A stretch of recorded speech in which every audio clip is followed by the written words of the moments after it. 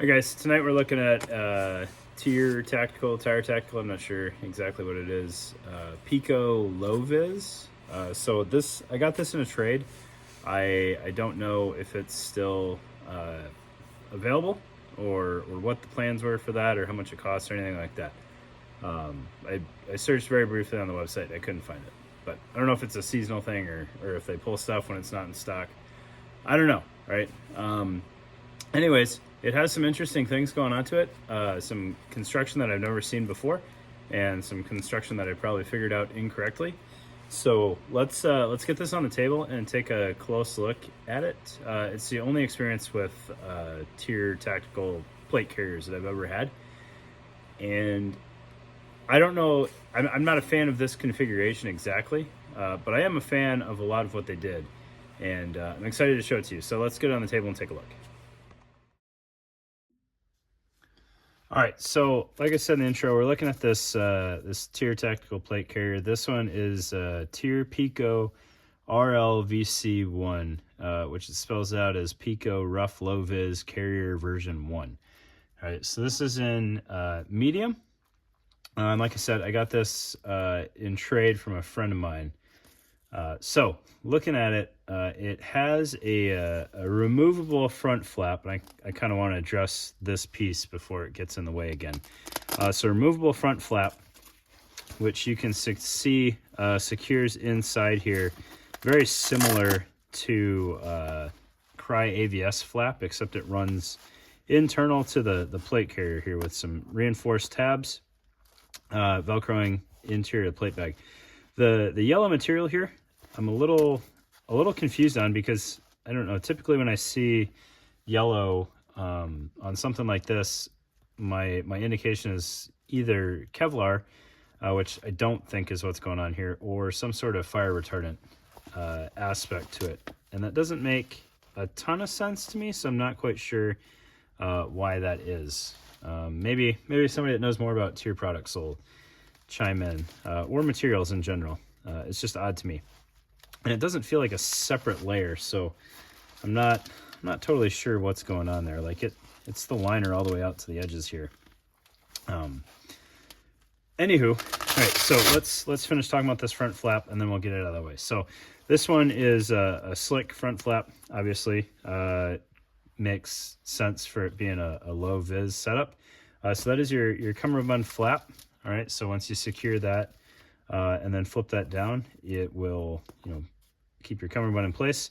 What's interesting and wasn't immediately apparent to me, this strip of hook on the bottom of the flap here kind of functions like the snap that you would have on an AVS flap, except on this one, there's a little pocket here built into the cummerbund flap. So when you close that up, you just take that hook and loop it back around underneath there, and that's going to keep your cummerbund flap from popping open on you. All right. I haven't had a ton of issues with cummerbund flaps opening up on me. Most people like to work in some sort of means of securing them. I've never put too much stock in doing that, but this is pretty clean. It's not like the snap on the AVS setup, where you either kind of just let it dangle or it ends up being inside the plate carrier. All right, so I want to talk about the inside of the plate pocket a little bit more before we go any further.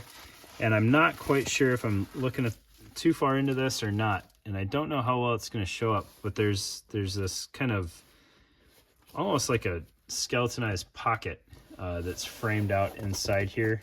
You can see that material moving around down there. And then under the Velcro here is a flap too.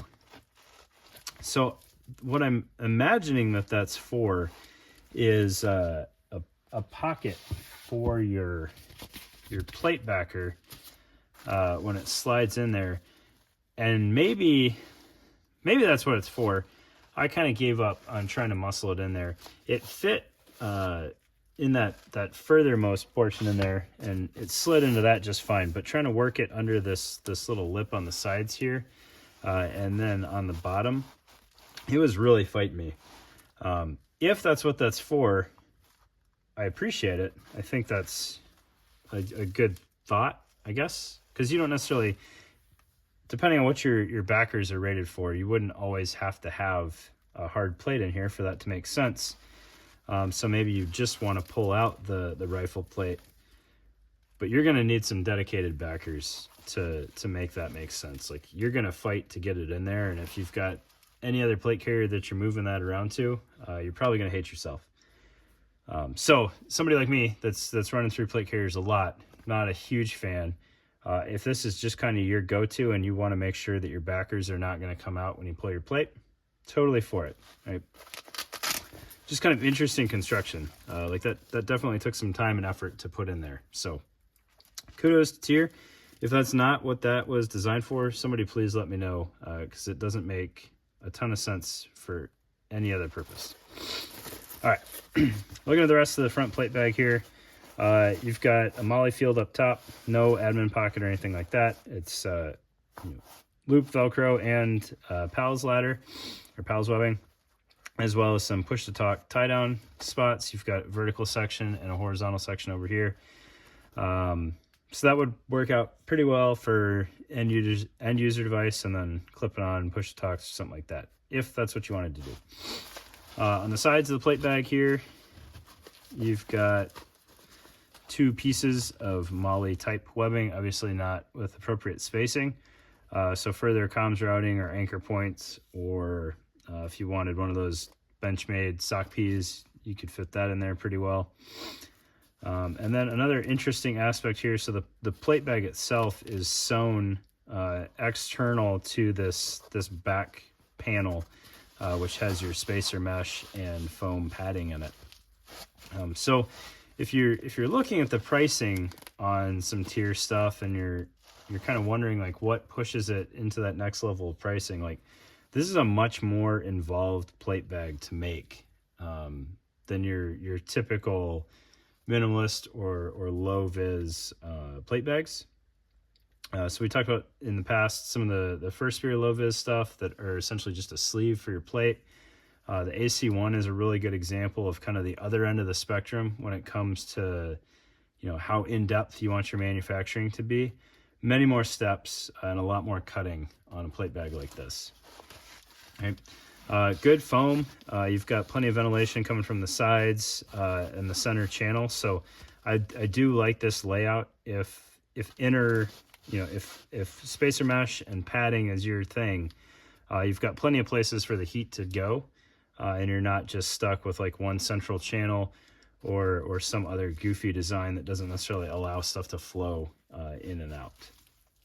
And then looking at the shoulder straps here, very, very, very simple shoulder straps, kind of coming off behind the plate, but not really, because you've got this external plate bag here. So kind of cutting your losses there, whether you like your strap on top of the plate or behind it. I definitely prefer behind it. And then it's coming through a tri-glide in the back, and then Velcros back onto itself. What's nice is Tier has stitching about every 1.5 inches on the shoulder strap. So if you needed to take out a bunch of slack, you can cut off your shoulder strap anywhere short of the next row of stitching, and you won't have this thing just unravel on you. So I appreciate that, especially if you're a company as big as Tier that's going to kind of have to mass produce these, and you can't afford too much specificity in the sizing on the shoulder straps there. It's nice that the user can just chop that off and be good to go. All right, looking at the rear plate bag, so the internal layout is exactly the same. You've got the same manner of securing your flap in the back here. This one makes a good bit more sense to me, because once this is set, you shouldn't need to worry about it, and you really want to make sure that your cummerbund doesn't go anywhere on you. So this one being a low vis carrier, no MOLLE on the back, and has just the small piece of loop field up top. You can see they put a good bit of effort. I'm always weary of plastic hardware up on the shoulders when it comes to the potential for having to wear a ruck over top. They give you this little ear with some padding in it. So, absolute worst case, your ruck is riding right on top of that. You still have some plate bag in between you and the buckle there, which I appreciate them taking that step. You can also see that they put some thought into the geometry that the shoulder strap is coming off here. You know, it's not just in line with the corner of the plate bag. It's also not straight up and down. So they did very consciously decide what angle they want these coming off the back. I appreciate that. You know, some people complain about things like the Cry JPC having too wide of shoulder straps, and then you've got the flip side with like the Spiritus LV119 where they come straight off the plates. I would definitely rather go too wide on the straps than the LV119 when it comes straight off, but that's just me. Okay. So we talked about the plate bags. There's really nothing else to see on the rear bag here, but I do want to show you how this cummerbund's set up.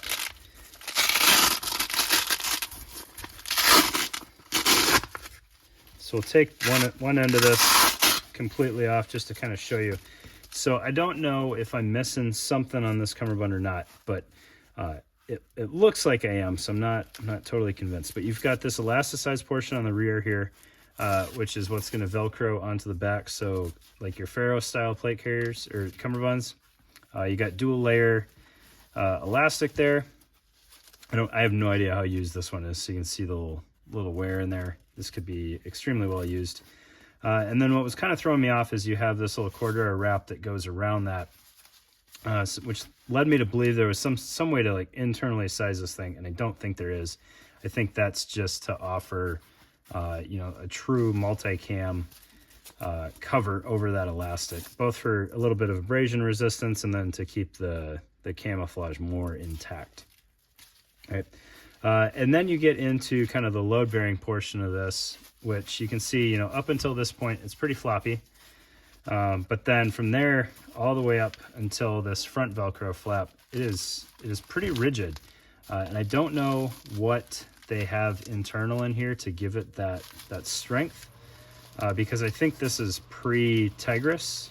So it could be like some real thin HDPE in there, or it could be some webbing. I'm not 100% sure what's giving it that strength, and I don't want to cut it open to figure that out. But I tried looking for like an exposed area where that could be visible, and I couldn't find one. But so what's going on this cummerbund is kind of interesting. So, you know, with the rear being set up the way it is, you could have some partial overlap on these, and you're still going to have good Velcro continuity. So you could go as far as centered without too many issues. You could go a little bit over centered and still have some good Velcro overlap.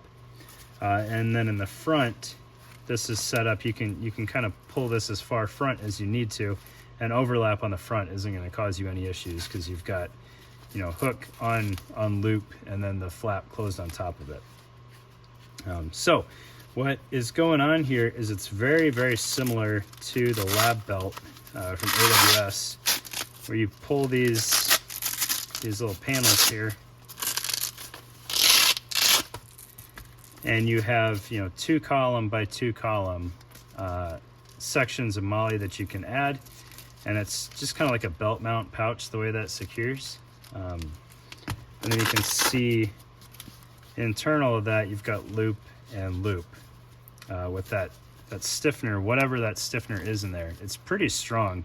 It really doesn't bend except for right in the middle when you're really pinching it. But I pulled all three of these off. I couldn't find any way to like lengthen or shorten this portion, and it doesn't look like you can do anything back here. So you are kind of set with this total length, but I guess if you don't want MOLLE, you don't have to have MOLLE on the sides.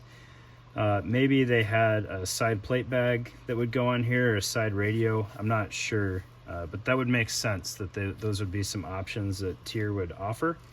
And I kind of dig that. It almost reminds me of the Haley chicken strap in how it's set up. I think it's more functional. It's a taller cummerbund. This is much closer to like a true 2-band cummerbund with even a little bit more height than that. But it's got nice padding on these sections that you can add to it, and I would imagine any other options they offer have that as well. So pretty cool setup, and it makes for a very comfortable cummerbund. You would kind of think it would move around more with the way the back is set up, but I didn't really experience that while I was messing around with it. The elastic stretches when you would want it to stretch, and it doesn't when you don't need it to. And then I have no doubt that like whatever pouches you put on here, whether it be side plates or radios or just, you know, generic GP stuff, it's got plenty of strength to keep that where you want it to stay. So good job there, Tier. I like your cummerbund, and I'm kind of tempted to see if I can get it to play with other plate carriers. And then while we're here, showed you how the front flap was removable. So I've got another cummerbund flap here. This is their 3-cell 762 flap. Interesting that it has a removable insert. Seems like a little bit of extra work there if you're going to have a removable flap and a flap that is sized for 762. You might as well just go ahead and put the dividers in there. So I'm not sure if this, you know, played with something else that they make or why they made that decision, but a little redundant there. However, it's cool that the flaps are interchangeable, and that seems relatively drama free to replace those, especially since these flaps have a stiffener in them, or straps, so they'll go right through that hole. You could almost do it with the plate installed, I think, from the stiffener point of view. Removing a flap might be a little bit more of a challenge with a plate installed, but there you go. Probably a little bit longer than it needed to be, but I've never had one of these in hand before, or any plate carrier from Tier, so it was kind of nice to try messing around with that, and good to get a look at it. So thanks for your time, guys. Really appreciate it. Everybody have a good night.